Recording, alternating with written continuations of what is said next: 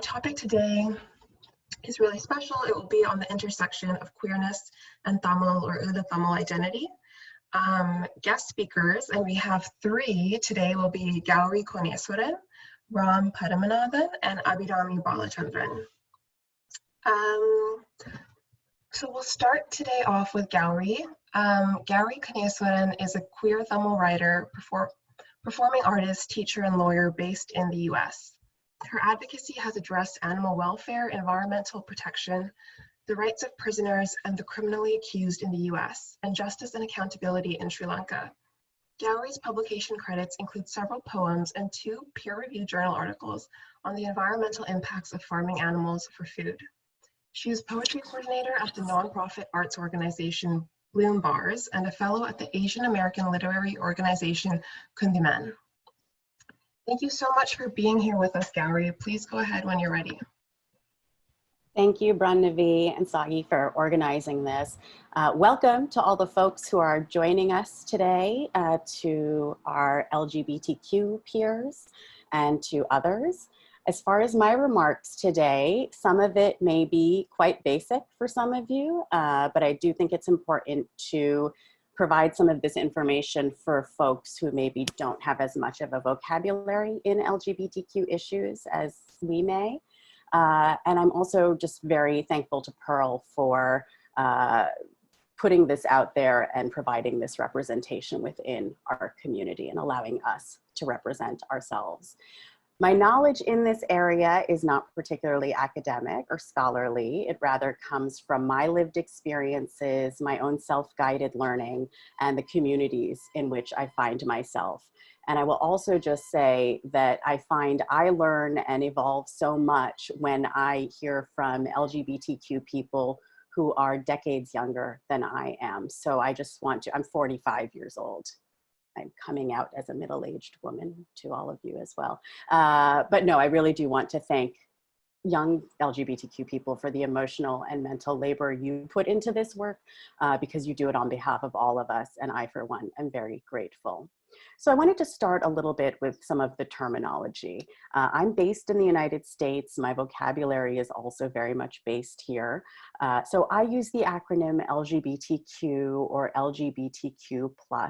And I think folks are aware there are also many other variations of the umbrella term or acronym that is used, such as LGBTQIA, for example.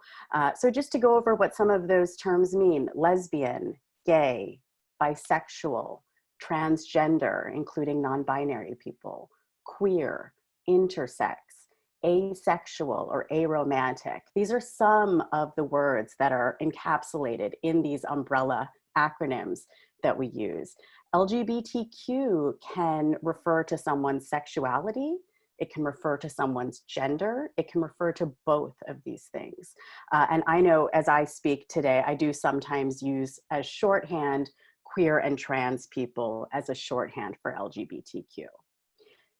Now, to anyone who may be thinking that, you know, there's just so much vocabulary to learn if I want to know more about people in our community, to understand what all of this means. There are a lot of terms, there's a lot of terminology, there are all of these acronyms, but I'd like to reframe that idea for a moment, because, you know, the way I look at it is we keep adding to the acronym that is meant to encompass this vast range of sexualities and genders. And we keep adding to the acronym because gender and sexuality are so vast. We are beyond the point where we think of these terms in binaries. You know, there are not just 2 genders. There are not just 2 sexualities. So when I say I'd like to reframe it, you know, I think that we should also ask ourselves, why don't we make it easier? And instead of keep adding to this acronym, why don't we just use the words heterosexual and cisgender to identify the people who occupy those identities? Instead, what we do is we assume heterosexuality and cisgender as the norm, and we other all of the rest of us, which is why we need these special terms to refer to ourselves. I think, you know, in parallel, we might look at it in terms of how we have these words such as racial and ethnic minority, or racialized people, or people of color, or BIPOC. We keep adding to these terms in so many countries where the alternative would just be to name white people when we're talking about white people and assume that the norm is all of the rest of us. And so I do see that parallel in terms of the terminology around LGBTQ people and our issues. And I would also just add there in terms of how vast the terminology can be. There are many resources online and you can learn more about each of these individual terms. And I would also just put it out there that the terminology, I think, is far more overwhelming for those of us who are looking for our place within it and how best to identify ourselves. So when we talk about this idea of who is normalized and who is othered, right? We're talking about who is centered and who is marginalized. So again, what is normalized is that people are heterosexual. What is normalized is that people are cisgender, and cisgender simply meaning that someone identifies with the gender that they were assigned at birth. And of course, the gender we are assigned at birth is based on our external genitalia, and everything is assumed based on that. Heteronormative culture and society means that we live in a world that promotes heterosexuality, not just as the norm, but as the preferred sexuality. And similarly, living in a cis-normative society means that we have this assumption that most people's gender corresponds with the gender they were told that they are. And I think one of the biggest picture examples of heteronormativity and cis-normativity and that centering and normalizing of those identities specifically is, I think a lot of people assume that we don't know anyone who is queer or transgender if no one has ever told us that about themselves. You know, I was speaking at an event several years ago where we were talking about, some of the ways that we should enter thermal spaces and maybe think a little bit differently than we maybe have been trained to do. And, one of the first things that it made me think of is when I enter a thermal space, whether there are 30 people in the room or 100 people in the room, the assumption should be that absolutely there are queer people in this room. Absolutely there are trans people in this room. Whether or not they have identified themselves as such to me or to the rest of us is irrelevant. I think we just have to know in a numbers game, of course we are here. Whether or not we share that with others is another question entirely. When we talk about normalizing and centering, the other thing that, it impacts our lived experiences. And, we talk about privilege, and we can talk about privilege in many different contexts, depending on which identity categories we're talking about. But some examples of privilege, if you are not LGBTQ, you don't have to come out to anyone. You don't have to tell people who you are in terms of your sexuality or your gender. And why is that? Because what people assume is the norm is actually true in your case. So that is a privilege. Another privilege is not having to think very much about public displays of affection with your loved ones, because that is the norm, that is what's accepted. Another privilege is not having to fear physical violence in public or private because of your sexuality or gender. Cisgender heterosexual folks have the privilege of having access to their loved ones in medical emergencies, in the hospital. There's also the privilege that you don't have to fear that you may lose family, friends, or other relationships if you are open with them about your sexuality or gender. Feeling safe to travel within the country you reside in or internationally, not having to apply this additional lens of, well, how are LGBTQ people treated in this particular place or context. I mentioned coming out earlier, and I would like to spend a little bit of time talking about that concept. I am out. That is fairly new for me in terms of how out I am. That's only really happened over the past couple of years. But it's also very important to me to not endorse this mainstream white narrative that coming out is necessary for LGBTQ people, or that coming out somehow makes us more authentically queer. I was just as queer before I came out as I am now. And for all of you who may be listening or watching this later who have no intention of ever coming out, I see you, I see your queerness, I see your transness, and you don't have to tell anyone if you don't want to. There are so many reasons not to come out, and they are real. There are so many reasons to choose to do it in a more restricted way, right? Not to make sort of some blanket announcement, but to really pick and choose who you share this information with. And I also really greatly appreciate learning the term inviting in as sort of, you know, a partner to the term coming out, rather than coming out, this idea again of choosing who we invite into this knowledge of who we are. I learned the term inviting in years ago from younger LGBTQ Tamil activists in Toronto when I was at a talk that they were giving. And I'm sorry to say that I can't appropriately credit them because I don't remember who they were specifically. But I learned it there, and it meant so much to me. And anytime I've shared that, not just with other Tamil folks, but even with other queer folks of color who I know, it does something, because I think we are so exposed to this idea of coming out, and it is given you know, such kind of status in the narrative of who LGBTQ people are. And I just want to say, it is one way. It is not the only way, and it doesn't make you more queer or more trans or more anything just because you do come out. Also, I would just add that for those who do come out or invite in, I think it's good, particularly for those of us who do it, and for those of our, you know, friends and family who may be the recipient of this information, it can be an ongoing process in many ways. I think that there is this sense that, you know, simply telling a friend or a relative once, hey, I'm queer and I want you to know, is going to be enough. And I think what a lot of us find is it ends up being this conversation that goes on and that gets revisited over time. I know I've had the experience of telling a relative and then kind of wondering if they forgot, because of how things sort of shifted after that. It never came up directly, but just in terms of the treatment that I felt I received.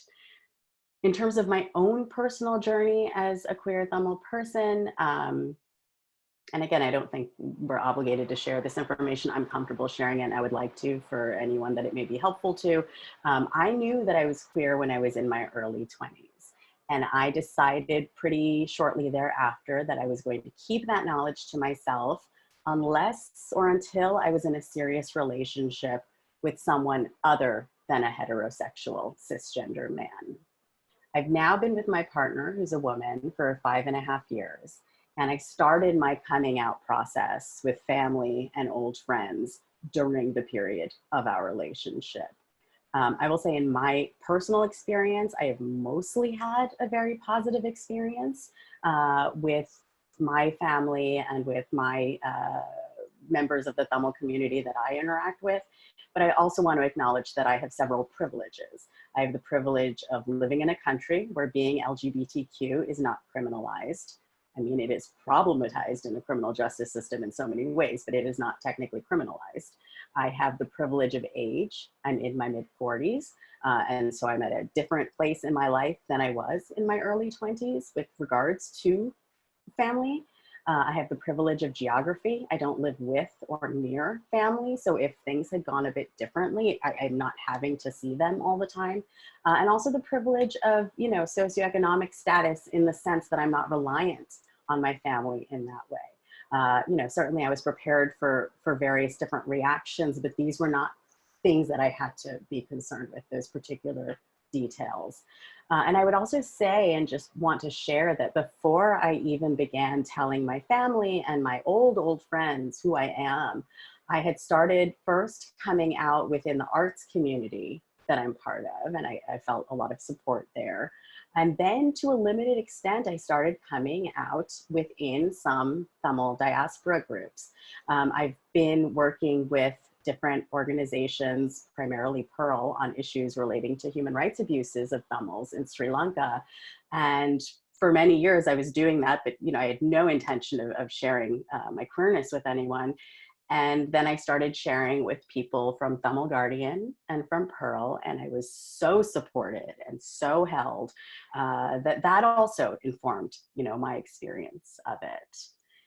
So that's, speaking as someone who's part of the LGBT community within our Tamil community. And so now I want to talk a little bit about the concept of allyship, which comes up anytime we're talking about being outsiders of a marginalized group and wanting to act in solidarity with members of that group. Allyship is one term that's used. It's probably the most conventionally, mainstream term that's used. It's also complicated, and that term has been complicated. And another term that's used that I find helpful is, rather than being an ally, being an accomplice. And I think one of the notions there is that when one is an accomplice to something, they are not announcing their identity as an accomplice. Also, being an ally, I think we should think of it regardless of what marginalized group of people we want to be allied with. We should think of the word ally not as a noun. It's not actually a label, it's a verb. It is the cumulative impact of our daily actions in support of whichever communities we may be trying to ally ourselves with. And also, the word ally is not a name that we can give ourselves. We can't say, I'm an ally to this struggle or to this group of people. If that word is used to describe us, I think it has to come from the marginalized groups alongside whom we are attempting to serve as allies or accomplices. What can you do if you would like to be an ally or accomplice to LGBTQ people within our Tamil community or outside of our Tamil community? One thing I would say is whether or not, first again, accept the fact that whether or not you personally know people who identify under the LGBTQ umbrella, you can first and foremost assume that we are there, we are in the room, right? Be mindful of gendered language. Again, we are well beyond the point of seeing gender or sexuality as some sort of binary where there's this or there's this, there's option A or option B. So be mindful of gendered language. One example that comes up is, when addressing a group of people, there's no need to say ladies and gentlemen or boys and girls. That's just, sort of an initial thing that sets a tone and gets a message out there. Also, sharing our pronouns in contexts that are not LGBTQ specific contexts can also be helpful because it normalizes the fact that pronouns and gender are something that we tell other people they don't tell us. So I will say my pronouns are she, her, and hers. I would also say don't ask people for their preferred pronouns. I think that that's become quite a convention to use the word preferred. And again, if we just think of how these things are framed, we don't think of heterosexual cisgender people as having a preferred pronoun, right? We just think you have a pronoun and that's what applies to you. These are accurate pronouns. So you can ask people their pronouns, but more than that, you can offer up your own and help normalize the fact that this is knowledge that comes from us, not that is imposed on us. Also, challenging homophobic and transphobic remarks, whether they happen in social groupings, whether they happen in professional environments. I also think it's important to look for ways you might be able to engage elders, relatives, friends in conversations. And those conversations can start by you bringing up something you read in the news, or a movie you watched, or a conversation you had, or this Pearl session that you attended, and you want to share with them some of what you heard or what was discussed. And again, by doing these things, by bringing up these topics when it's not absolutely necessary, that helps normalize our existence within the Tamil community, right? Not waiting until it's absolutely necessary to talk about it, or not waiting to hear the transphobic and homophobic remarks, but engaging people in conversations from the get-go. I would also say, listen to LGBTQ people, follow accounts on social media that are, heightening visibility, amplify those voices, and donate when you can to individuals and to organizations that serve our community. And finally, another thing I would say for folks who are interested in allyship, if you are parents now, or if you intend to be a parent one day, thinking about how you are going to treat and prepare for your own children's journeys with gender and sexuality. You might think you have a girl or a boy and then be corrected by your child later. Will you be prepared for that? Will you be prepared for your child being queer? Will you be prepared for your child not being queer, but wanting them to be aware and knowledgeable about this diversity within our community? And then I would also add, if someone you know tells you that they do identify under the LGBTQ umbrella, some things that you can do are to explicitly voice support privately to them. Let them know you are there and you are with them and you're there to be a support and a help. Keep it to yourself. Treat that knowledge as confidential, period. If they ask you to speak up for them to relatives, friends, community members, then go ahead and do that for them. But I would say when someone shares privately with you, I think it's safest to assume confidentiality unless they ask for more than that. Don't ask questions about your friend or relative's dating history or who they are currently seeing as a way of learning more, because even if a person shares our sexuality or our gender with you, it doesn't mean that we don't still want our privacy, right? And finally, I think something that comes up sometimes when people do come out is we get this comment, oh, well, we always talked about you and we always kind of thought you might be gay. I don't know if people think that sounds supportive. It doesn't, because it's just me being told that you assumed this about me for years. And I've also found it particularly interesting to get that comment in Tamil community because I was told that it was assumed I was queer because I had never spoken about boyfriends or brought any men as dates to events. And I think my response was to laugh and say, who in our Tamil crowd did either of those things before they were engaged? Like, are we all gay? Maybe we're all gay, I don't know. But like I say it in jest, but really, I think sometimes people think that what might sound supportive, or they think something may sound supportive and it can actually come across as a bit offensive. Finally, the concept of intersectionality. And of course, that's what we're doing here, right? We're talking not just about being Tamil people, but being LGBTQ people within the Tamil community. And so I think, again, if we're thinking about how can we be a more expansive Tamil community and a more inclusive Tamil community, some of the questions we might ask ourselves is, what does it mean to be queer or trans in Tamil spaces? Are we understood and accepted and celebrated if we openly embrace that part of our identities? And then on the flip side, what does it mean to be Tamil in LGBTQ spaces? Are we read or even understood as being Tamil and having our own history of genocide and oppression as members of our ethnic group?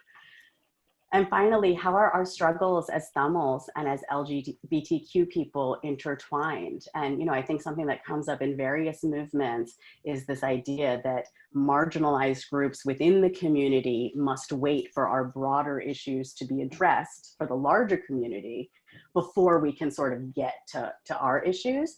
But I would just hold out there that notion is one of erasure. Right? I am as queer as I am Tamil. I am just as Tamil as I am queer. I come from lineage in both capacities. I am an elder in both capacities. We talk about the idea of self-determination for Tamilism. What does that mean to support the idea of self-determination politically, but not support the idea of individuals within our community having the free choice to decide their actions for themselves without being told from our larger community that it's not time for us yet. So I will leave you with those thoughts. I look forward to hearing more from Abhirami and Ram, and thank you all so much for listening. Thank you so much, Gowri. That was really, really enlightening for me, and I'm sure many other people. I think when we discuss language for identities, yeah, it's normal to consider heterosexuality and being cisgender as a default and what that does to queer and trans people internally, but also externally as they operate in the world, having to continuously compartmentalize their identities. I did want to bring up, and this was made apparent through a member in our session, Geetanjali, that the term inviting in, which is a complete reframing of this notion of coming out and needing to like make yourself consumable, I guess, for everyone, which is really, really critical, actually comes from a Black queer activist, Darnell Moore. So thank you, Geetanjali, for bringing that up. And yeah, Gowri, what you said about self-determination not being something that, or just being something that is encompassing of all identities is really, really potent, so thank you. So if you have any questions for Gowri, you can pose them using the G. I'm going to introduce the next speaker, Ram. Ram Paramanathan analyzes mainstream media and pop culture. He writes journalistic articles in Tamil and German and lives in Frankfurt, Germany. The title of his talk will be Symbolic Annihilation of Queer People Through Storytelling. Thank you, Ram. Please go ahead when you're ready. Hi, everyone. I'm so glad that I get to be here and there are so many people listening. It really means a lot. And I want to thank Paul for opening up this space and for everyone who came here listening. Also thank you very much to Gowri for clearing up all this terminology, because I think that really builds the elementary space to even like talk and consider these issues. So that should be like really appreciated. So thanks for that. I want to straight get into my presentation to you. It's going to be a bit fun, I hope, because we're doing some Easter egg hunting later. I'm going to show that to you. In the next few minutes, we're going to talk about storytelling and especially look at media representation in Tamil language and try to see Tamil speaking queerness there. And I think that should be really talked about, because we really oversee a lot of things because we do not know where to look for it and how to look for it. Growing up queer as it is means being confronted with people who are not like you. Everyone seems to fit into categories that are declared as normal, and that's also what Gowri talked about before. And everyone seems to like fit in, and in childish or adolescent years, you don't question the others, but you start to question yourself. In fact, the construct of difference is so internalized that you end up questioning if you are in fact different. And still, then we do not give up looking for role models that somewhat legitimize our different existence. And I want to put this into exclamation points. The term different is actually not it's not like an ontological term. And this contrast to be like kind of to the so-called norm follows us through all of our lives. And I want to examine where it comes from and what it does to us in the next few minutes. Due to this focus on difference in the narration, there is this constant search for people who you can look up to and people who pave the ways for you. And that's where visibility in media and storytelling matters, because through storytellings and media, we find people who are like us. And that is a huge point, for example, why goodnight stories have such a great value in child education, because you tell your child that this hero and this person did this and that, and then they go like to bed or they find sleep because this anxiety of the day is kind of reduced because they know what to do with their future and who they want to be like. So we see heroes and heroines and their heroic deeds and think someday I'll be like them, or I want to be like this and that person. And at the same time, though, as like marginalized people in the marginalized community, we recognize racism, sexism, homophobia, transphobia, and all of the bigotry and their intersections. So we start to ask, will this person that I'm seeing as my hero person accept me as I am? Is there any hero or heroine like me? And also, like, there is this binary term, you're either a hero or a heroine. So what am I going to be? And are there queer people, or you don't know the term queer, so you'll ask, are there heroines like me at all? Or what if it happens if those heroes do not exist at all, you know? So it is like, because we think that way because those stories are not told, and that is what I'm like trying to capture here.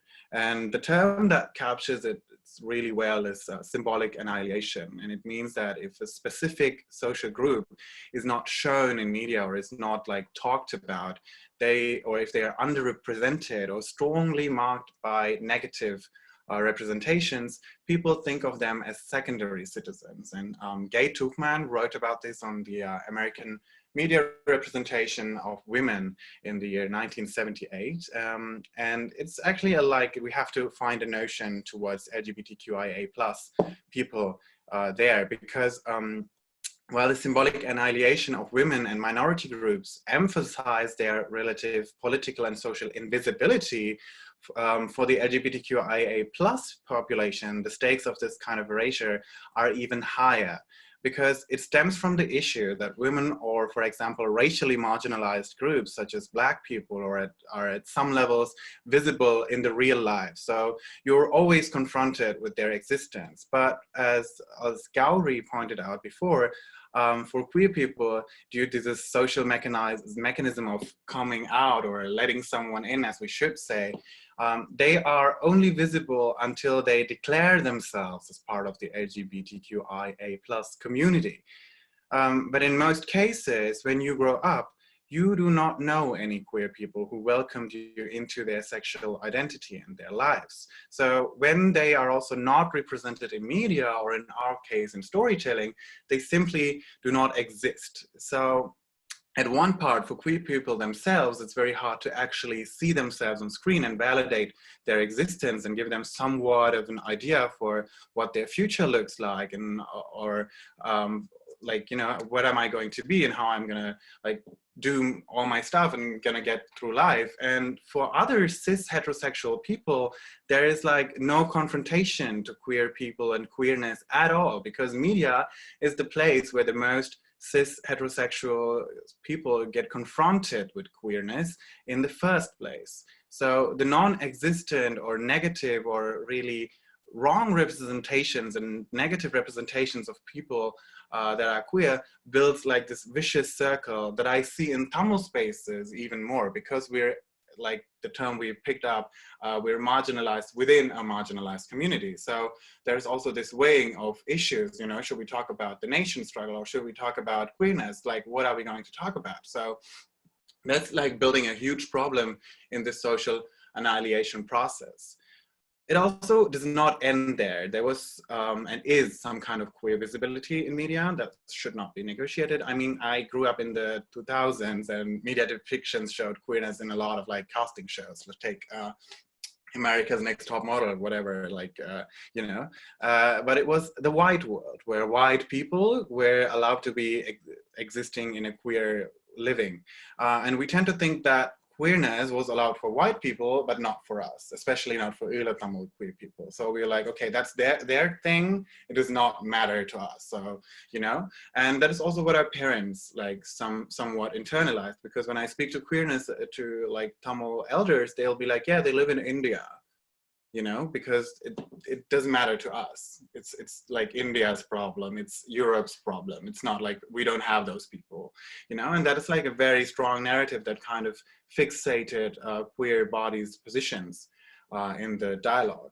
And it isn't like what happens is that queer Tamils, queer Ila Tamils try to get away from Tamil spaces because they do not feel validated or they won't feel accepted in those spaces. And it is an interesting intersection of race and sexuality and racism and homophobia, because that evokes an internalized racism inside Tamil minds. People tend to grow away from Tamilness because they assume that they won't be understood or tolerated, you know.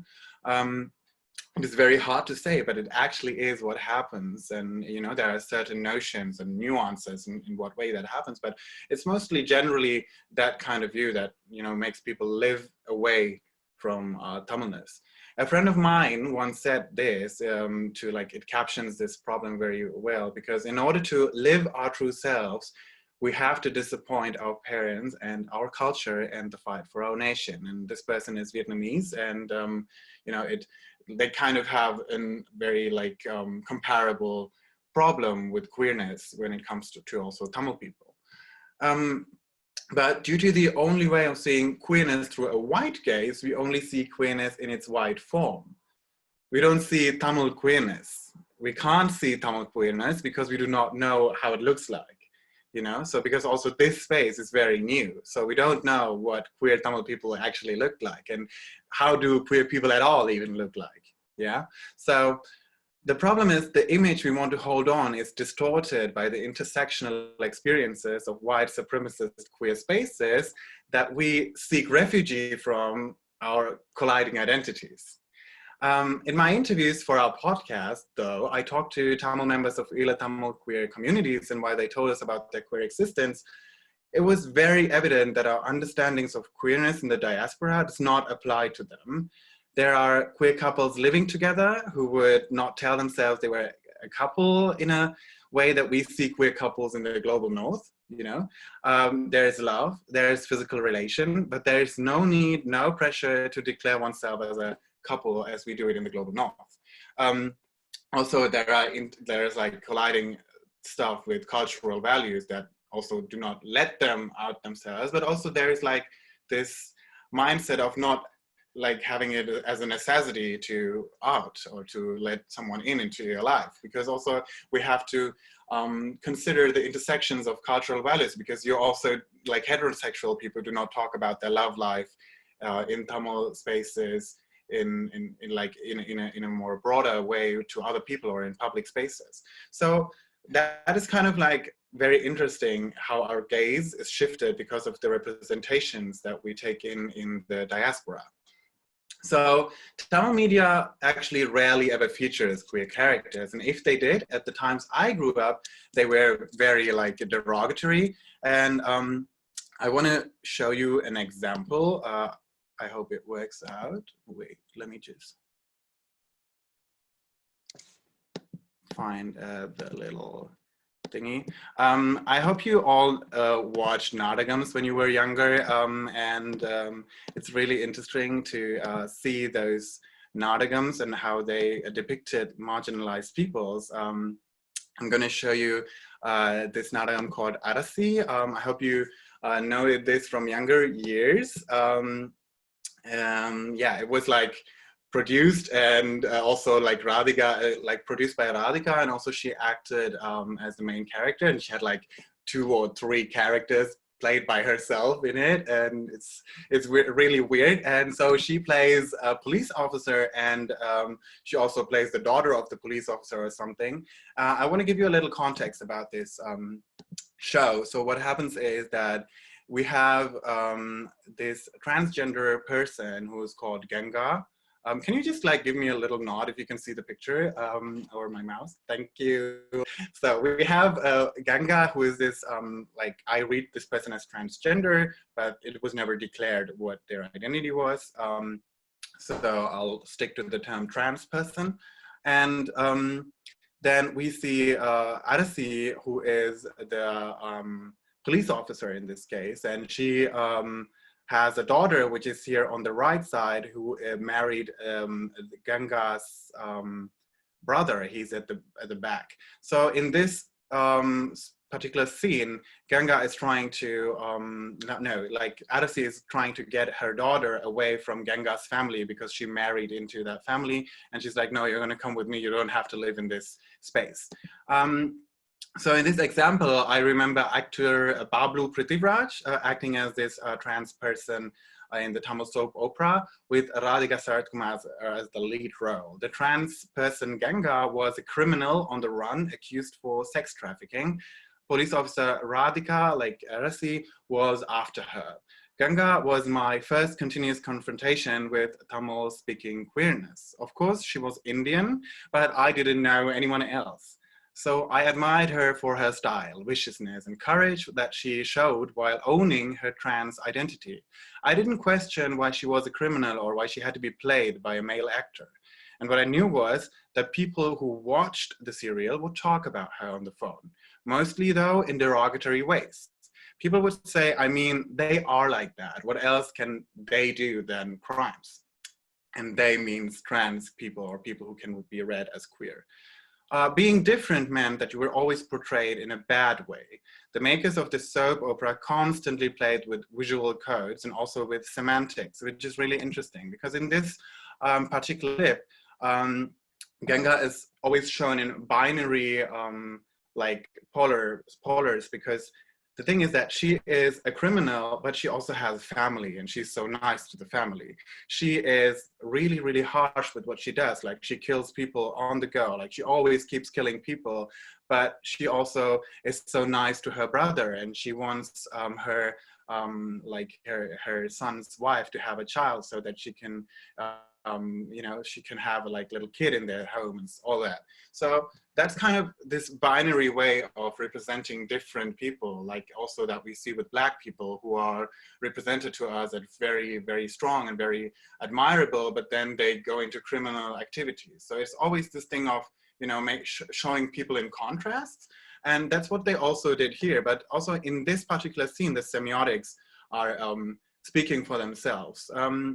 In the screenshot, Ganga symbolically opposes the law and social hierarchies by putting the police officer's topi on her head. She makes up her own laws, she lives by her own rules, and she lives by her own values. Thereby, she also excludes herself from society.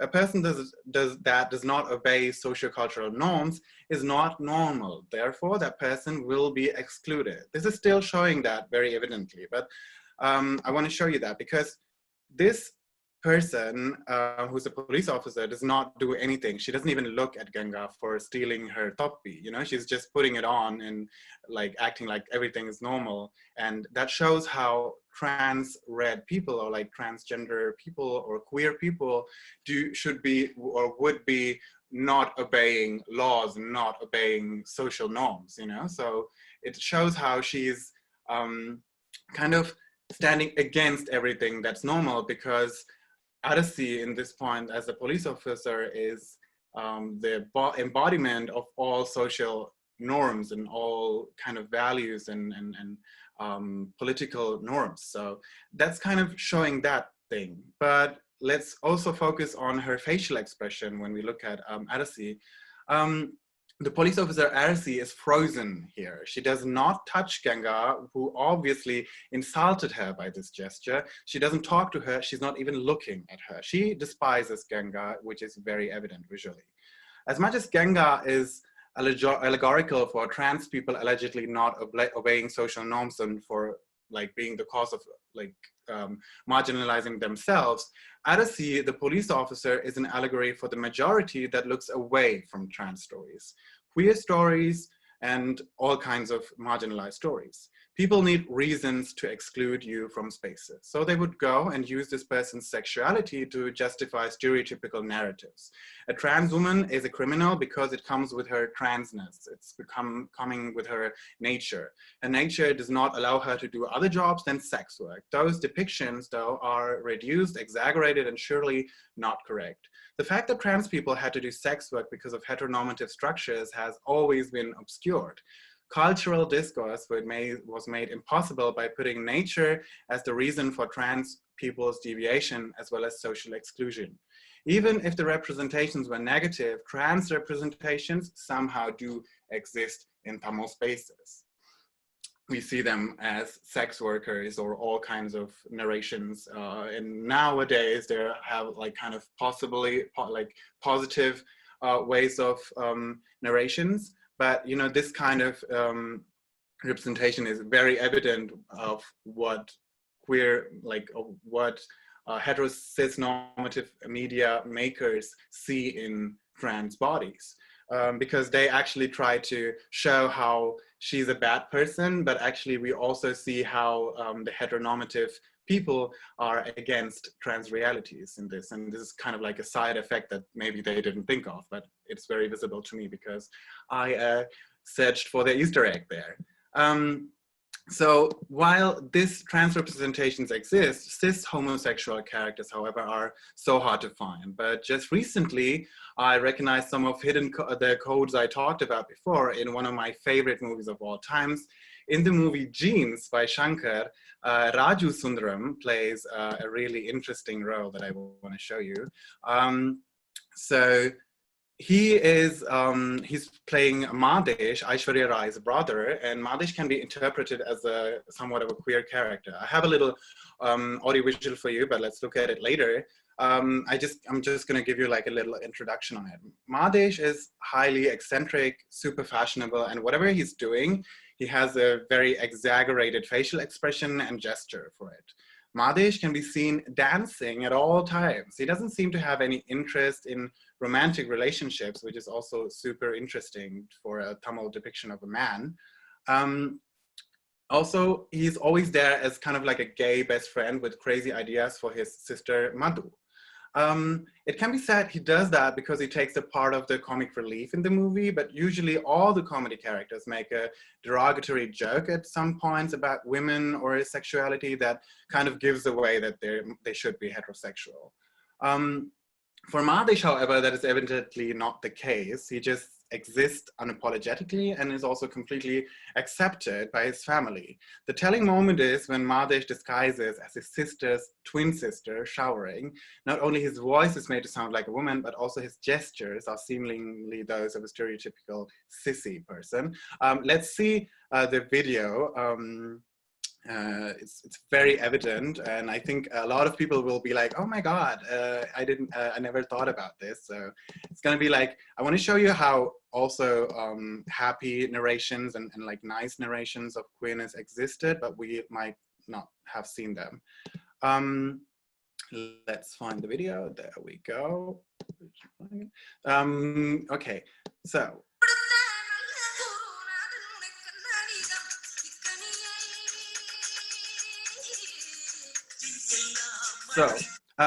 the main thing is how queer people, as I spoke about before, are shown is via difference. And you can see how everyone is dressed in a neutral color, in neutral, like custom, normal kind of ways, but he has a very custom way of dressing. He's wearing sunglasses inside, he has a yellow jacket or whatever that is, and and also he's dancing in a very weird way. You can see that, right? And everyone is behaving normal, but he's not. And this not being normal is shown in a very interesting way in the movie by Shankar. I'm gonna get on that later, but I want to show how his difference is actually being seen by Prashant in this moment. You see how his face is like, oh, what a weirdo. And also his grandmom is like, what is he doing at some point, So she's also wondering, but then she's accepting it, she's actually valuing that he's that way. And then we go further into the song and we see how he's wearing this campy outfits while everyone else is so normally dressed, yeah? What kind of dressing is this, So like there is this very straight presenting man, Prashant, and he's like the complete opposite. And he's also the one who tells his grandma to like go do makeup, go to the salon, get your hair done, go wear lipstick. And he's like sex positive. Now he's saying like, oh, go in and maybe like ask Clinton for his number and all that, because he's playing with pop culture a lot, and that's what Shankar is also known for. And look at this outfit. Isn't this like super queer? I mean, I don't want to be like stereotypical, but it is like very evident. And also see here, his outfits are very self-telling, And then you go into further, like his sister is completely dressed monochromatic, but he has this super colorful stuff that he's wearing. And then this is also interesting. He's always dancing, always moving, always exaggerating, and pretty femme as well.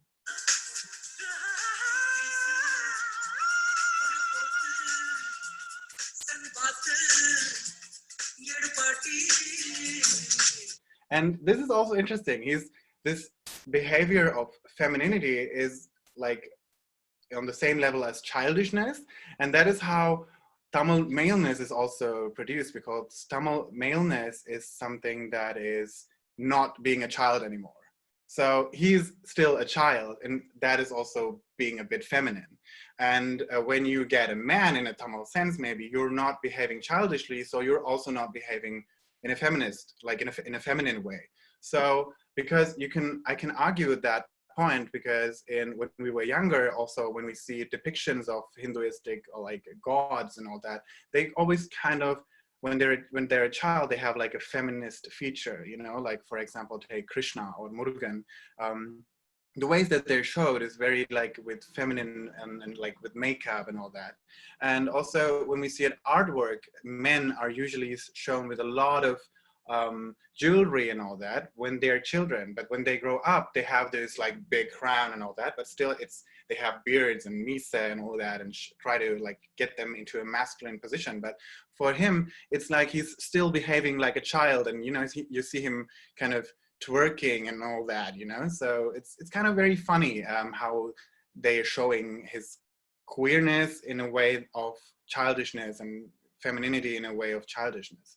And then you see this part where he's so comfortable standing next to a man peeing, and that's very like evident for showing that he does not have this stereotypical problems with toxic masculinity. And it's very evident, you know. And then now this part is really interesting.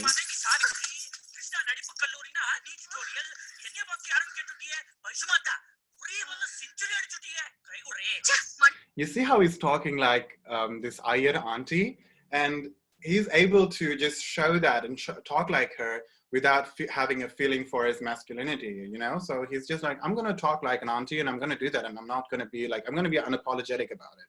And that is really interesting. And then now you see his exaggerated movement. I mean, Prashant is like so self-aware, and he's like, oh, I'm a man, I'm like, Madhu, I'm gonna ask you and you're gonna come out. And then he's like, oh my God, he's like, oh my God, my attan is coming, and all that, you know? So, and then he holds his jacket here, which is like referencing to this auntie movement before, because these aunties always hold a part of their sari at this point, you know? So you have to consider that Shankar, or like even any movie, is not like something that happens coincidentally. So this is very, this happened deliberately. They tried to do that, and there are reasons behind it. And now you see, this is like my most favorite part, where he is disguising as his sister, and he's able to like reproduce her voice. And now you see him dancing again. He's just coming out, but he's dancing. He's just coming out of a... You see his movement? Like, why would anyone do that? Because they try to like show him as a sissy person, you know, and that's very untypical for Tamil films to have.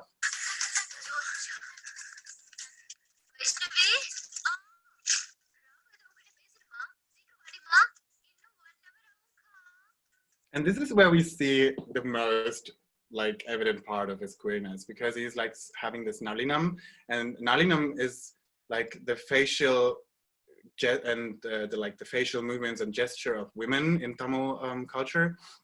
And men are told to not have any nalinam. It was told to, or like to men who are like maybe homosexual or behave in a like sissy stereotypical way. They're like, you have so much nalinam, and that's not nice for a man. But here, his nalinam is celebrated. His femininity is celebrated. You see this like very stereotypical gay movement is so like it's used as normal, and also Aishwarya uses this for her complot. You know, she's using his queerness to get what she wants. It's also, you know, you can go on to discussions about queer capitalism and all that, but it's also like showing that he's celebrated, and they're actually okay with him being that way. And then we have this part of the movie, and I'm going to finish this really quickly, where he has this crazy ideas to get his sister married. And then these kind of ideas that he has, which are like super queer, come from an idea of campiness. And camp comedy always had this crazy ideas and super exaggerated things to get shit done. And he's doing that as well. Like, who gets a 3D projector to fake a twin sister? And then he is wearing this campy outfit as well. And it's evident that Shankar uses a lot of things from Western culture. He uses a lot of, like, in his songs, he portrays rock and roll and all that. He always uses references to capitalistic stuff like Apple and all that. So this outfit is inspired by like sci-fi campy outfits, and people in Black culture, where they are like in their ballrooms, they must have had this outfit somewhere, or he has to have taken this from some kind, because this is not like how it would look like if you would actually do this 3D animation, because this is actually fashion. So this is camp fashion, what he's wearing. And then he's showing that, and when he's explaining it, he's not behaving normally.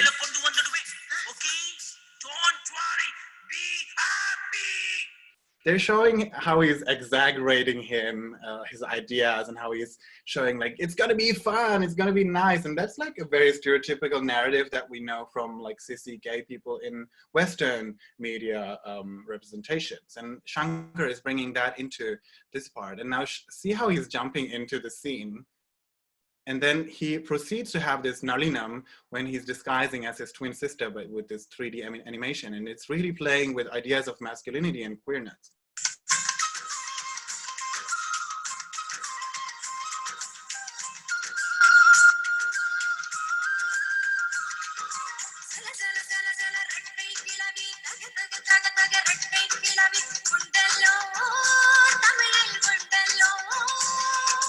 He's like a great Bharatanatyam dancer. He's actually a dancer. So you have to think, why did Shankar cast Raju Sundaram for this role? Because he wanted someone who can actually display this Nalinam. So we know that it's not like a coincidence that Raju is playing this Madesh character.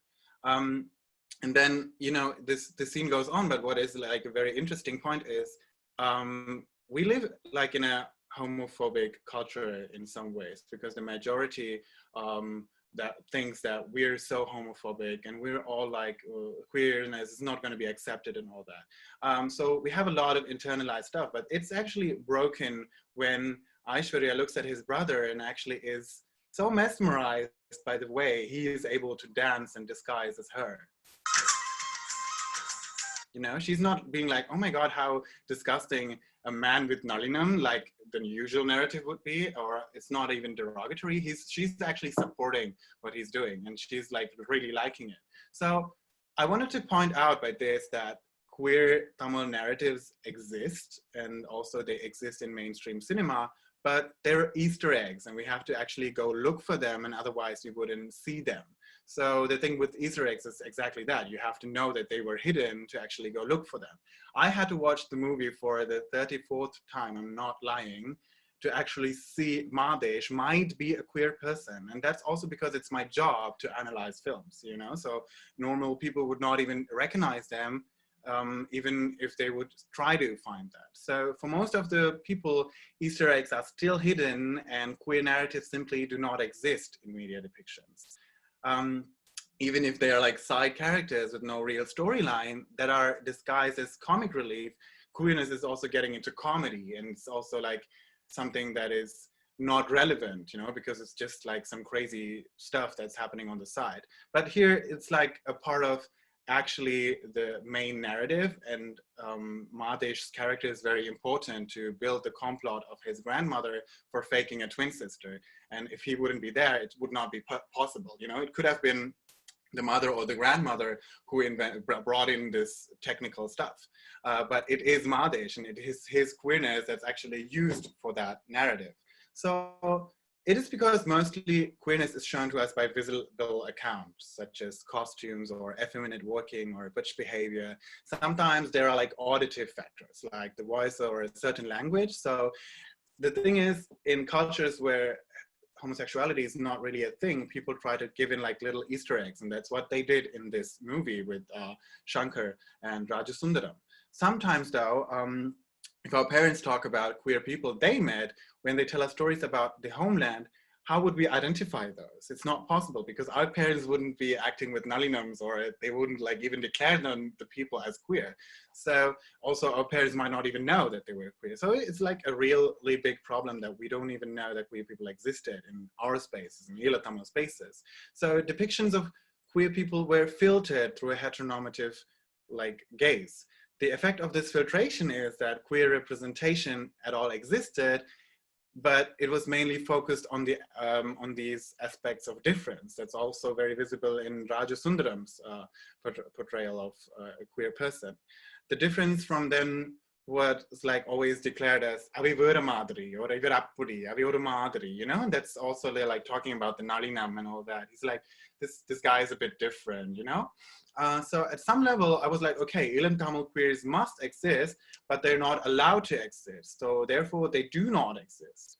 And that's not true because, for example, we have Meriaka, who's also like, I have an article about her in the Google Drive, which most of you have must have seen. She went through transition in Ulam and was also supported by the LTTE while she had the transition. And now Meriaka openly lives as a trans person in Ulam and is also said to be a very successful activist and a businesswoman. And you can also view her Facebook and all that because she's like doing makeup and all that, and she's like very visible as a queer person, and she's accepted by society because she's also working with other organizations. And so queer people are accepted at some levels, and it's just like dominant mindsets that are marginalizing those people. And I think these spaces like this, where we are right now, that show queerness in much more like visible way and headlining their topics is so like such a confident move that has to be done more. And like, we're not placing Easter eggs at Pearl here. We're like talking about queerness as it is, and we're doing all of it. So I think that should be really celebrated, and we should be like, I wanted to make this a happy place. There are a lot of queer depictions of Tamil people who are not this nice, like what Madesh is displayed as. So I think we should consider that they kind of exist, and maybe from what we've did today, this Easter egg hunting, you're going to be able to see more queer characters in Tamil media depictions. So that's it, and I'm so thankful for you to listen, and I hope I didn't like overstay my time. And I'm so happy to listen to Abhi. Thanks, Ram. That was so fun. I think you bring up a really interesting point when you say the term symbolic annihilation and what erasure within media and storytelling does to the psyche of queer Tamil people, but also how we negotiate our identities within Tamil political spaces, especially. And yeah, just to echo what you said, the Tamil queer people have always existed and have always been part of their struggle, or the struggle in their own individual ways, and that's something to recognize and celebrate. So thank you, Ram. I'm going to move to Abhi now. Abhi Balachandran, they, them, is a multidisciplinary community educator, organizer, and researcher. A passionate member of Scarborough's vibrant community, they strive to decentralize queer services to address access barriers for low-income racialized queer people living outside the downtown core. They are committed to unearthing queer Tamil stories in Scarborough and beyond through oral histories and community archiving. Abhirami is currently working as a sexual health educator, as well as a co-facilitator for the Inside Out Film Festival Short Films Lab 2020 cohort, and researcher for the Shades, Sexual Health and Diasporic Experiences of Shadism pilot study. They spend their time imagining collective futures of strength and solidarity between Black, Indigenous, and racialized people. Thank you, Abhi. Please go ahead when you're ready. Thank you so much for that. Can everyone hear me? I'm yes, we can. Okay, sweet. Ram, I feel like my mind is blown right now. I have to like go back and watch all these like Tamil movies and really reposition my lens to kind of look out for these Easter eggs. I think it was super interesting. And Gowri, thank you so much for like setting the context in terms of what we were going to be talking about today. A lot of what I'm going to be discussing is really mainly just my own personal experiences and my own personal reflections. So I wrote something and I'm going to be reading off of that. So firstly, I'd like to thank Pearl, Gowri, and Ram for creating this space, and to see so many supportive faces, both as queer people and as allies, is a demonstration of how much we've grown collectively as a community. When I was first approached by Pearl for this session, I could not help but feel immense apprehension. Although I'm an educator by profession, I have made a very conscious choice to steer clear of Tamil political spaces for reasons I did not understand until much later on in my life. I grew up in Scarborough, born and raised in a community that has often been viewed by people outside of it as the heart of all things diasporic Tamil. I was always surrounded by Tamil people through family, through friends, through higher education, and even throughout my professional life. And in many ways, this was a privilege to be so connected to my cultural identity. But in many ways, it was also a hindrance in my growth as an autonomy-seeking being who was coming into a new understanding of myself. I was quite young when I first felt queer desire. I tried my best to make sense of a truth that was unfolding within me.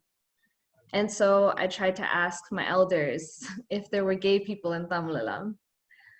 And they would tell me no, they were shot and killed, or they were sent away. Or no, only white people do that. Not having any facts to back this claim, I ingested what they told me and I carried it throughout my adolescence. It was clear that cisgender straight people did not have capacity to make space for us. Despite having historical records of our existence predating colonization, the erasure of queer histories was deliberate and in my opinion, was also a form of sexual violence. When our sexuality has been queered, made queer, and othered and marginalized through a white colonial lens. I didn't understand what liberation meant if it wasn't liberation for all Tamil people. Very early on, I started asking myself, I'm Tamil, but does this liberation include me? Queer Tamil people are constantly having to ask themselves this exact question. Where do we fit in this narrative when so many of us need to erase our queerness to be present in these spaces? Are we also not worthy of liberation? What does liberation look like when it comes in many folds and your existence intersects with multiple marginalized identities? Who were my queer ancestors? Am I the only queer Tamil person? What's wrong with me? Despite all these questions, I kept it to myself because there was no one I could go to for the answers. There were no books, no resources, support services, family, or friends. I did what many queer people do, bury those questions deep inside because we weren't ready for what we would have to face if these questions were asked out loud.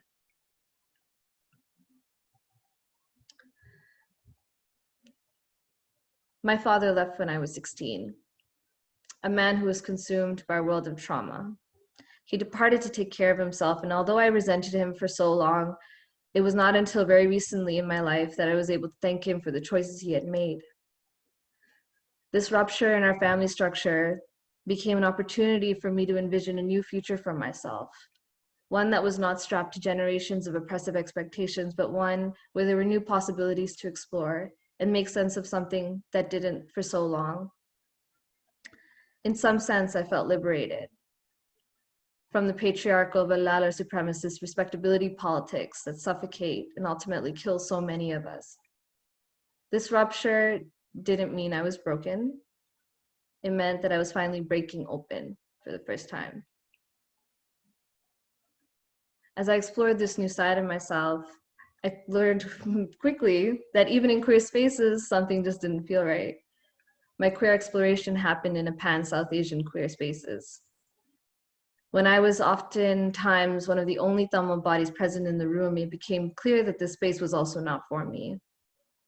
It was a space occupied mainly by cisgender, gay, upper caste, light-skinned, Hindi-speaking men who loved Sri Lanka because of how beautiful and peaceful it was. It was clear I was not going to find my community here. I constantly found myself having to navigate erasure in some form. Erasure in mainstream white queer spaces as a racialized body, erasure of my Tamil identity in South Asian queer spaces, erasure of my queerness in Tamil spaces. All I wanted was somewhere to feel whole. It took me years to finally find the queer Tamil family I was desperately yearning for my whole life. Family that I didn't need to explain the various aspects of my identity to. Family that I didn't need to describe the pain and the trauma and the loss to. Family that supported my dreams and aspirations, no matter how absurd they sounded. family that believed so deeply in possibility. They were my chosen family. In this new family, I also learned that rainbow capitalism is simply not enough. Although liberal politics will have you feel that Canada is a safe place for queer people, queer Tamil people, and more specifically transgender Tamil people, continue to be violently shoved into the fringes of our own community. Living in poverty with limited to no access to housing support, employment, and food security, transgender Tamil people continue to have to find ways to support themselves. As Bellala Tamils build coils and community centers to prove their prosperity, I think about all the Tamil people, specifically queer Tamil people, who are left behind, not just in the West, but on the island also. There's more we need to do to support our community because we're failing many right now. As I re-enter Tamil political spaces, I no longer ask for the consideration for queer and trans Tamil people. I demand it. We are not afterthoughts or off-tangent conversations. We are not secondary to that of the cisgender straight community. In fact, the analysis of caste, queer, and feminist politics has to be integrated to every single aspect of this movement because the personal is political. This is a reclamation of space for people who have been and continue to be violently left out. As queer people and Muslim people, as caste oppressed people, as people living with disabilities and generations of trauma. Although this may not seem possible when we look at the history of this movement, I believe it can be. I believe in the evolution of movements. I believe a movement is living and breathing and a growing entity. I believe in growth by means of meaningful integration of analysis that refutes capitalist, elitist, white supremacist, and Western imperialist ideologies. One that centers the voices of the marginalized, one that has no space for toxicity or bigotry, one that makes narrow-mindedness obsolete, one that abolishes caste and gender-based violence, because as Priya Thangaraja would say, if we're gonna break the chains, we're gonna break all the chains. If it means unraveling everything that we know to build something towards a better future rooted in community and solidarity, then it must be done. Not just for Tamil people, but for all people who are being crushed by these oppressive systems. And so I'll leave you with a quote by Marsha P. Johnson, one of the foremothers of the queer liberation movement in the West, and one of my queeros. There will be no pride for some of us without liberation for all of us. Thank you.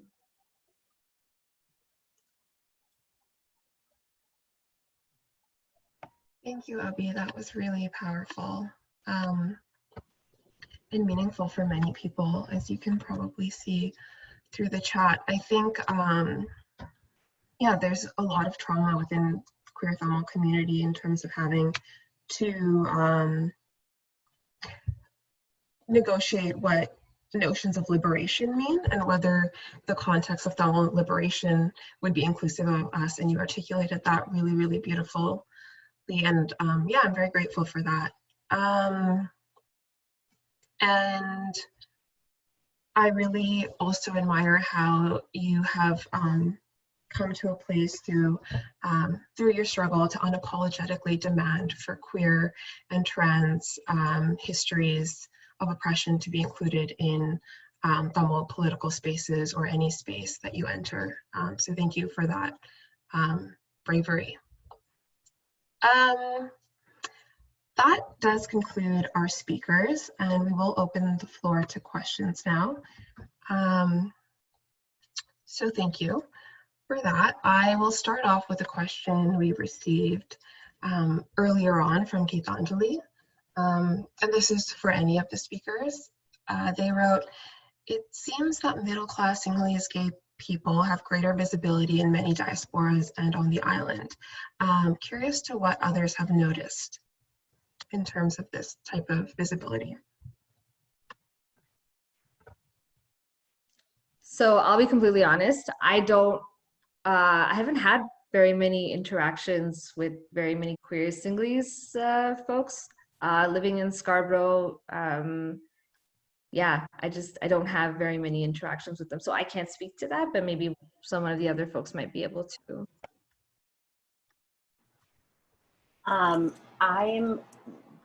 situated in the US, and I've always been on the East Coast, and I've never, I mean, I have had Tamil community in the US, but it absolutely pales in comparison to folks who might be in Toronto area or London or Germany. So in terms of queer visibility, I can think of some, you know, Sinhalese folks I'm aware of who have been out and queer in public about it for a while. And I can also probably think of the same number of Tamil people. But I just think in general, my sample size is so small to really be able to speak to that.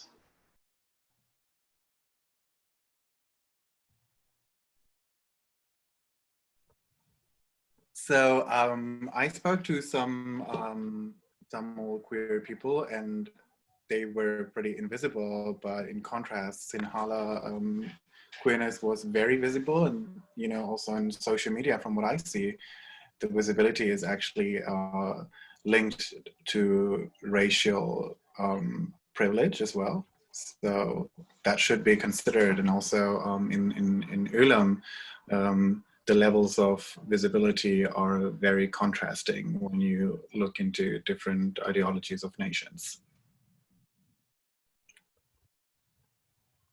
Thank you. I think, Ram, you also spoke to the notion of queerness existing not necessarily in the way it does in the Western or the global North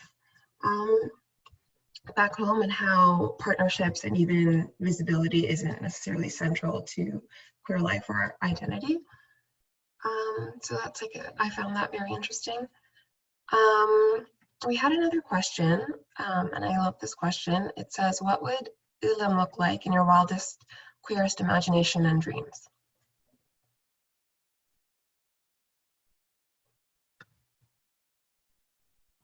Who wants to take that first?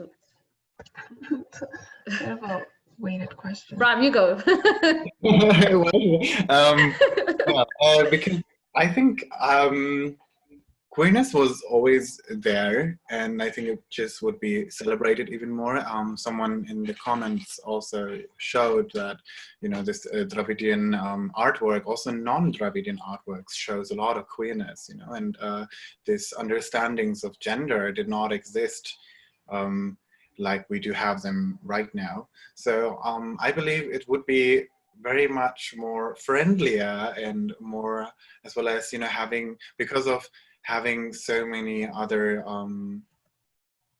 cultures linked together, it would be a much more open and more even self-fulfilling space that wouldn't need any other resources to be, you know, happy in a great evolving country. Yeah, I think my vision of, what was the question? My wildest, queerest imagination and dreams. I mean, I think about, you know, I was speaking earlier about who gets centered and who gets marginalized, whether we're talking about Tamil community or other communities. And I feel like in some way, just the sense that there not be marginalization, that there not be centering, that every single one of our identities is equally valued, equally safe, you know, that there not be this sense that some of us are othered, whether it's because we're queer or because of caste oppression or because of disability or because of so many other, you know, identities and struggles that we may be also living through. So yeah, I just see, you know, I know the word inclusivity is used, but I think even the word inclusivity means there are some people who get to have that power to include or to exclude, and rather that we all be you know, autonomous and celebrated. I think if this is the Meenakshi, I think it is.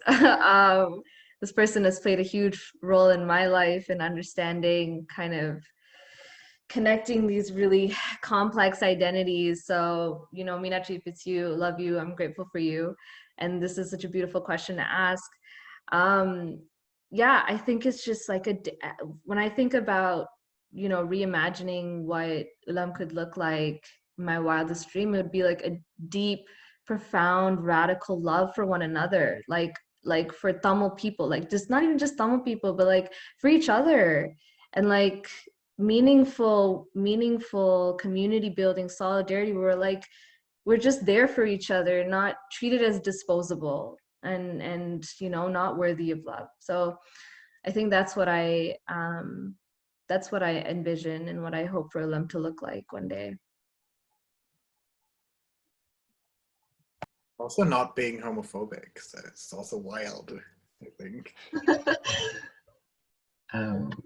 Yeah, thank you. So we had 2 questions of this nature. And what can we do to facilitate learning and understanding amongst elders who have grown in particular environments where blatant homophobia was the norm and was inevitably internalized? Are there particular resources that either of you know are helpful in hosting these conversations? Or what do you think is a meaningful approach as well? And I will pose this question to Gowri first, if you're comfortable answering. In terms of resources that are available, I don't know of resources, and again, this is my own ignorance, I don't know of resources that are specific to Tamil people, whether it be in Tamil language or specific to our community. In the US also, so much of what goes on is under this more pan-South Asian or pan-Asian classification. There's an organization here, I think I'm getting the organization right, it's called NCAPIA, National Queer, Asian and Pacific Islander Alliance. And I believe it was NCAPIA that maybe about 7-8 years ago made these public service announcements that they did in different Asian languages, starring people from families where, usually it was someone in their teens or early 20s who was out, and kind of, short interviews with the parents and talking about kind of that process that they went through. And that was the first I ever saw anything like that that was even very much geared toward diaspora of particular Asian backgrounds.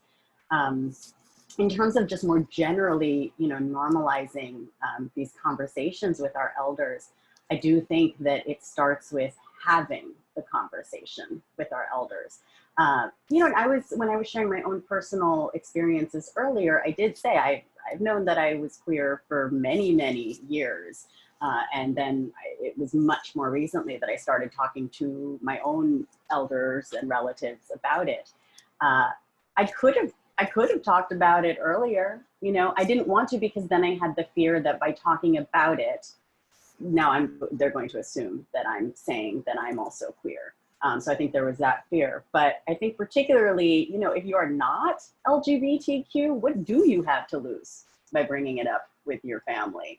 And I think, also I think of the work of allyship. I mean, my amma and one of my brothers have been 2 of the most amazing allies I could have never even envisioned. And some of what they did for me was say, look, you've talked to us.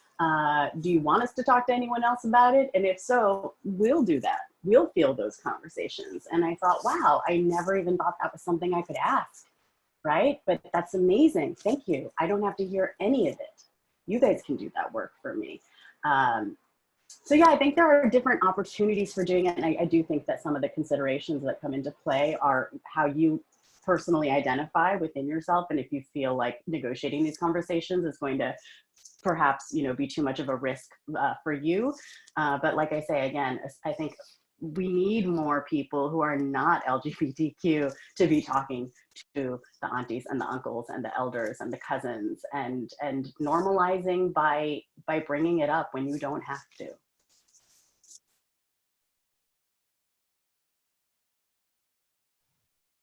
Thank you, Gowri. Abhi or Ram, do you want to answer as well? Yeah, I'll go ahead. So I think especially working in kind of LGBTQ spaces in Toronto, what I've learned is that most of them are actually, and I feel really bad saying this, but like when it comes to the complexities of our identity as being like Tamil and a community that's like faced genocide and displacement, all these layers of trauma, and then having to navigate having a queer child and all of that, like there are not very many services, if not any, that I can think of at the top of my head, that can do that adequately. And I've seen in some way, shape, or form, there's been some level of misunderstanding or just some ignorance that's happened. Like I myself have come into family spaces to try to negotiate this conversation, but the thing is I can't do this alone. Like there has to be a network of people who are willing to take up that conversation. And if that means that we need to now go into the space and produce a new resource, then I think that's something that we need to consider because it's necessary.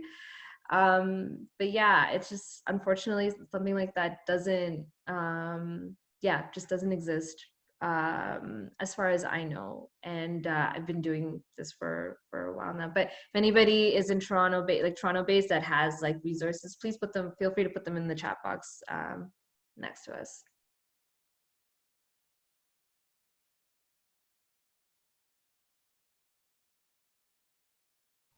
Oh, thank you, Abhi. Ram, would you like to share your thoughts?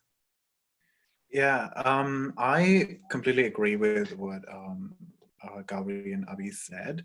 Also, it brings the notion that whenever someone talks about something queer in Tamil spaces, or even like in normal, not normal, like I mean in white heterosexual spaces, people assume that you do talk about this because you're queer.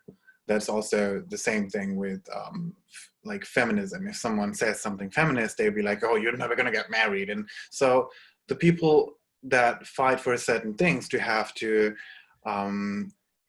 negotiate this bias that they're confronted with. So it's really hard to get through certain mindsets. So those people actually need people who are not from the community, who might be even like living happily married in a heterosexual relationship, that do support these words. So because it is only the normal people that are considered, or maybe I should say considered normal, that are able to normalize other things, because it's always like there is this notion of power that's coming down. So in this hierarchy, it is straight people or non-LGBTQIA plus people who are able to normalize LGBTQIA issues. And that is very important, that we should consider that as well. And for elder people who are coming from like a more homophobic setting, I can say that there are meetings on like Zoom and Jitsi and all those spaces where people from Jaffna do have queer reading groups, like very comparable to what we're doing here. And also I spoke to some of the facilitators of those things, and they're actually talking in like really beautiful Tamil about queer issues. And they have all these wordings we know from the Tamil channel maybe. And they talk about them like as they would be very normal. And they, you know, for me, because I'm living in a very wide space, using these words for queerness in Tamil is like such a rarity, but for them it's like they do not have any other words, so they just normalize them and use them. And other people who are not queer also talk with these terms, you know. So people should just be confronted with the existence of queerness, and I think that really helps a lot. So there are resources, but you know, maybe I can like feature them on my Instagram or somewhere, and you can see them. Thank you. Yeah, that was really helpful. And we will share each speaker's social media so that you can follow them as well. So this was an interesting question. What are your views on the intersection of caste and queer identity within the Tamil space? I'm not sure who feels most equipped to answer this. Abhi, would you like to go ahead? Sure, yeah. Caste and so I think it's interesting because I've also been like, as I'm learning more about myself too, I'm trying to unfold that added layer too, and I brought it up in the stuff that I talked about. Like I come from a mixed caste background, so when my father left, there was a lot of fear, internal fear at least, that like people would blame my queerness, and because I still live with my mom, and you know they're Balala, and there was a lot of internal fear around like, okay, well, you know, are they going to blame my dad and his caste for my queerness? And that was consistently something that came up. But then even working where I do, which is like this South Asian queer organization, people in most of the leadership roles are people who are upper caste folks, and folks who like don't, who, you know, the type to say like, oh, you know, we don't really have caste here. Like, oh, that caste didn't follow us when we left India or we left Sri Lanka, which, you know, is kind of alluding to the fact that they have caste privilege. That's why they don't see it. Yeah, it was really, it's been really interesting because like I've also had like, and it's just so vile too. Like I've had just recently there was a Brahmin gay cis man who was like, oh, I will bless you if you want, and I'm like, who are you? Like what? And it's just, there's almost this level of like non-shame because they're like, well, I'm queer, so I get to like own this part of my identity. But yeah, it's almost it's weird. It's invisibilized, but it's also made very apparent in other contexts. But yeah, I'll let someone else answer. Thank you, Abhi. Yeah, I like how you spoke to both in your talk and by answering the question. Oftentimes, queer Tamil people, when there is a semblance of the intersection of their like ethnic or cultural identity, it's often through like a South Asian landscape, and that can be very silencing, particularly for Tamil people who come from oppressed caste backgrounds. Ram or Gowri, would you like to add any insight to this question? Yeah, so I was invited to a panel in Germany where I should be, where I was asked to talk about the like toxic masculinity and gender roles in Tamil culture, and there was this trans person who was also Tamil, and she claimed that she was a Vallalar, and by her transition she became a untouchable person. And I couldn't shake my head, like my head almost fell off. So it was really, really wild what people like do when they do not reflect their privilege in terms of caste, because in all spaces caste is involved, so it is in queerness as well.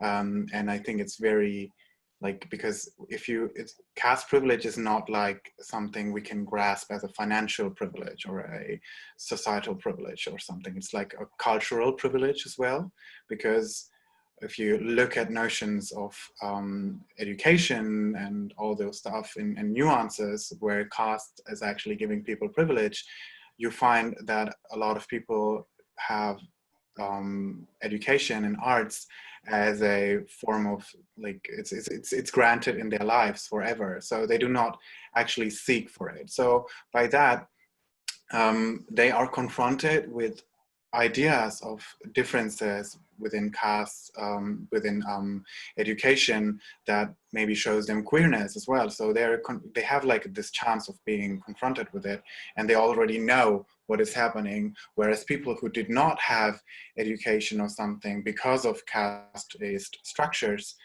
they can't reflect on these things. So they have to go by their own, and it's like a much different struggle that they go through, and then people do not accept that, and you know, they just go and own up spaces, which is very, very problematic. So I think we have a problem that caste in general is not reflected in all spaces, so it also affects queerness in a much more broader level, because it's also not reflected in the heteronormative structures.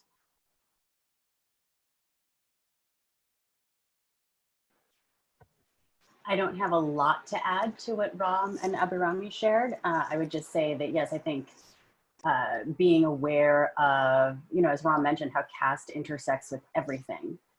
And I'm certainly someone who didn't learn much about caste at all until maybe the past 8 years or so, and I'm still very much a learner.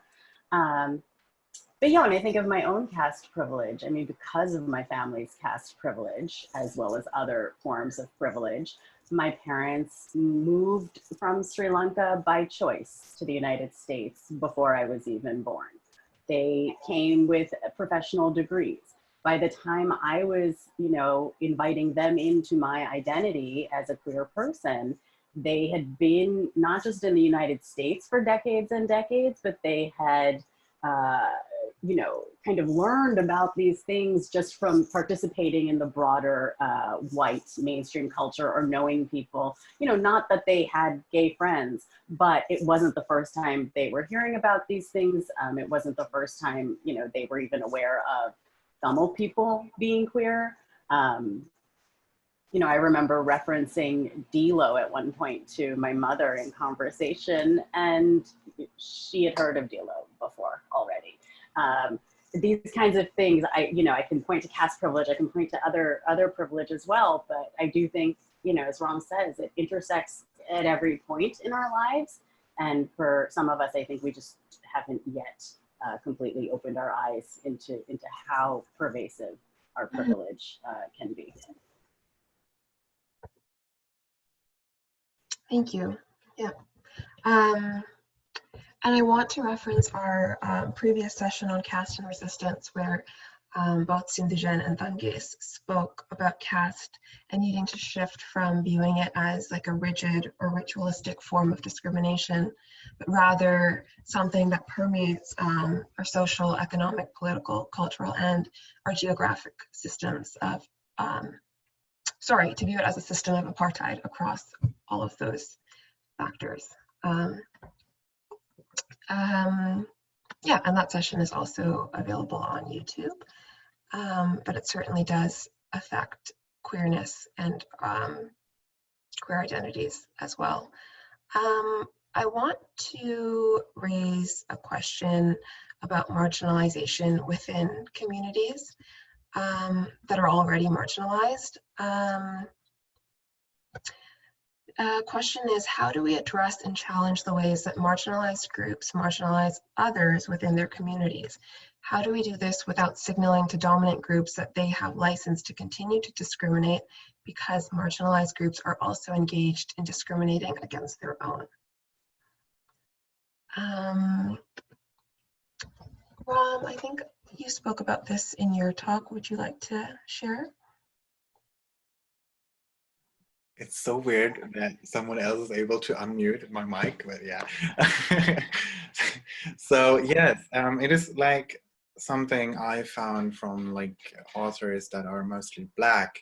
For example, Kimberly Crenshaw or Bell Hooks, they talk about this bottom-up approach. And I think focusing on the bottom-up approach, that means that from the most marginalized people, like setting the focus on them and their liberation, it makes others who are less marginalized on a level, like seeing it from an intersectional perspective, their liberation gets easier. So I think we should kind of try to focus on that issue, other than saying you're marginalizing this and that person, because then we're just reframing power structure and we're just telling them you have this power. And I think people should be using their power in a better way and also reflecting their privilege of, having this power. Thanks, Ron. Abhi or Gowri, would you like to share? I don't know if this answers the question directly, but I was just going to add that, yes, I think as queer people within Tamil community, we don't just want to be accepted or tolerated. We want our full selves and identities to be celebrated the way that we celebrate them. Also, I think it's important that we get to have our own spaces that are for us, right? And so I just would caution about, being aware of that kind of framework and line as well. Yes, be more vocal on behalf of queer people in our community, be supportive in various ways, but also know when a space is not necessarily for you and is for us. And I think that goes for any group of people, whether we're talking about, those of us who are even more on the margins within a community. The same way that we talk about, you know, wanting things to be Tamil owned and Tamil specific and rooted in our experience and knowledge and, you know, shared in that way. There are spaces that are for all of us, and there are spaces that are very important to have that are specifically queer spaces. Thanks, Gowri. Sorry, should I just go straight into it? Yeah, of course. Yeah. Okay. I think, and I don't know if I'm going to answer your question adequately, but I think a lot of this also has to do with paying attention to like who's not in the room. You know, like the space is like a queer Tamil space, but is it meeting all of the intersections of access needs that people might need in order to be present in the space? And for example, like there's someone who's like really active in the chat room right now, actually both Durga and Gitanjali. Like Gitanjali is someone I also like really look up to, one of the first queer Tamil like folks that I met, so you know, shout out to being here. But you know, what they did was they created a queer Tamil play and made sure that, you know, there were ASL interpreters. And it's something I'd never in my life seen before. But, you know, I feel like queer people are constantly, you know, various queer people are constantly considering that there's various intersections that we need to be considering. And it's okay to do that. And it's okay to be intentional about that. I think it's time that we start being more intentional about the people that we like invite into our spaces so that it is a lot more accessible.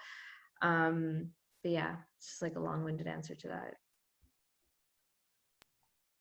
Thank you. Yeah, I think that really does help answer the question. This was a question for Ram.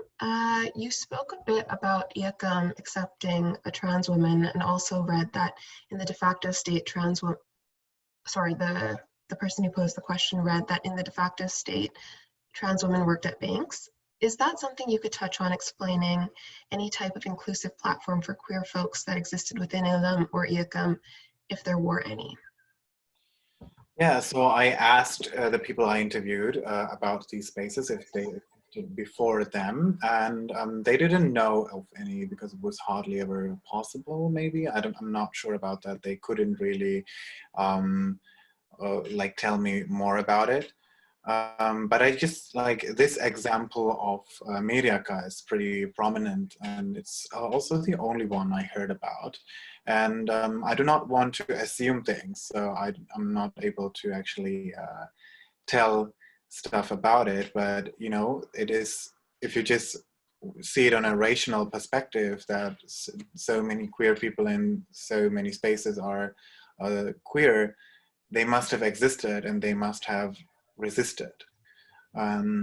So that's something we should always take into account, but I'm not sure, like I'm trying to find out where these people were and who they were, but it's really hard because we also rely on like verbal resources.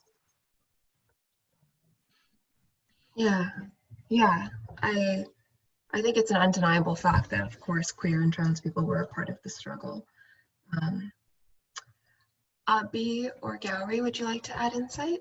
Abhi? Yeah. So that's definitely been something that's been on my mind, like knowing what the role of queer and trans people were, like as people living in Ulla and people who were fighting in the struggle. And there's a few stories that have come up, and you know, some of it kind of refutes some of the things that were mentioned in the comment section. So I don't want to make any speculative comments on that until I have a little bit more facts. But I think, yeah, I think it seems like there's really a lot to unearth there, and it's gonna take some serious investigative work to get to the bottom of these stories, but they're there. They're certainly there. Mm-hmm. Mm-hmm. Yeah. Thanks, Abhi. So I want to pose another question. I know we're reaching over time, but there is just a few more questions that I think are important to share with everyone. Someone asked, is there a specific topic each of you feel passionate about that you think will help bring significant change. For example, is it getting rid of gender reveal parties, a certain government policy, representation in media, big or small? I'm curious to know what is most important to each of you within the cause. Gowri, would you like to answer first? Yeah, I mean, I would say, and this is certainly something that I think has gotten even more mainstream attention that it warranted a long time ago, the carceral state, police, law enforcement, the criminal injustice system. Years ago, I worked as a public defender, which is a criminal defense attorney for defendants who can't afford to hire a private attorney. And so I feel like I have some engagement with the system in that way. And then also, just living in Washington, D.C. and participating in protests for trans lives and protests for, various like LGBTQ oriented issues. And I think at some point I was aware that queer folks, trans folks get some of the worst abuses. I mean, even just in the course of arrest, let alone the course of being misgendered, dealing with very overt, not just homophobia, but then homophobia that is backed by the power of the state and backed by the violence of a militarized police force. But even then hearing personal accounts from friends and acquaintances where they were just treated so violently by, like police officers, by court officers. And when I say violently, I don't just mean physical violence. And then I think, we're certainly aware of how these things then play out far more invasively and intensely once someone is actually imprisoned in any way. Certainly here in this country. So I think that if any of these changes occur on that level, that they will have some sort of impacts beyond solely the impacts that are felt by someone when they're having an interaction, with our criminal law system. Yeah, I don't know. That's the biggest one that comes to mind for me. Yeah, thanks, Gowri. I do know you do a lot of work within, as in your work as a public defender in the past, but also within your own grassroots activism, acknowledging the criminal injustice system and trying to eradicate it. Ram or Abhi, would you like to share your thoughts on that? Can I go? Yeah, go ahead. I'll after you. These Pattimandrams when we used to go to Tamil school or all these places. I don't know if any of you went there, but they would ask on Navaratri. This is very Hindu-centric, but like in festivities like Navaratri, they would ask Kalviya Selvama Virama, which means what is better, education, wealth, or I think like physical power. And you can't really touch on one thing and say this is the main thing you need. And so this question is also very very comparable to that. But what I think is education is playing a big role, and media is able to educate a lot of people on a broader level than schools can do. And media is actually doing a nice job in kind of Western media is doing an okay job maybe in representing queer characters. And I think there is still a lot more to come and a lot more to do. But it is happening, and I think that would be my focus, and also what I am focusing right now, that can change social structures, because we need media representations, as arguably media representations are the first place where non-queer people meet queer people. Yeah, I think, definitely that. But I also, for me personally, I think I've always just been wanting to focus. I've always just naturally been inclined to focus my energy on children and youth. I used to be a youth worker before I was a sexual health coordinator. Even when I was a sexual health coordinator, a lot of my work was centering youth. And I think just really nurturing queer young children, I think, is like so important for me personally. Creating an environment where they feel like they can express themselves and explore themselves and understand themselves with the tools and knowledge and the resources that they need to do that is something that is very central to what I want to do with my work, and I think is like really important to me. So yeah, it would be just like centering queer children. Yeah, I think we should like also consider with what Abhi said, that we should not let queer people ask for respect, but no, or like ask for acceptance, but rather than demand respect, because queerness is not something they should be ashamed of.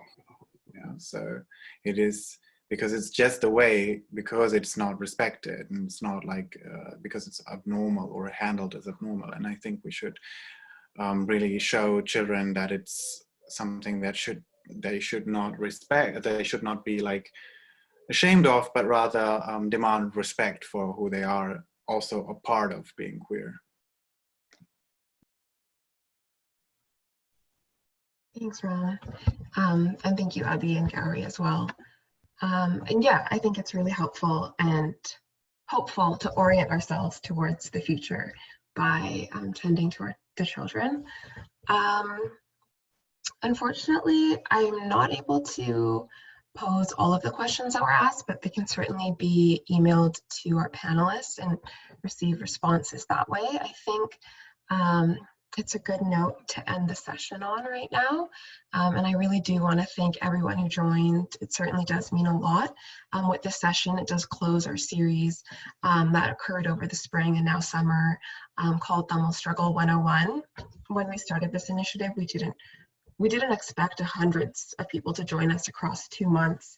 And it's been an incredibly meaningful experience for people within Pearl, but across the world, really. So to have that virtual space for the Tamil diaspora has been really special, and thank you for being a part of that.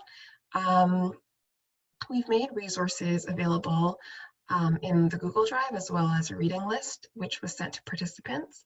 And our session on Tamilness and queerness will be available on YouTube within the next few days. I do want to end by letting people know that Pearl is an incredibly under-resourced organization, and we heavily rely on contributions from the community to sustain our work and have community events such as this. And we really do hope to have future iterations of this series, and your donations will help us do that. So please do consider donating on our website, pearlaction.org/donate. I can also put a link here.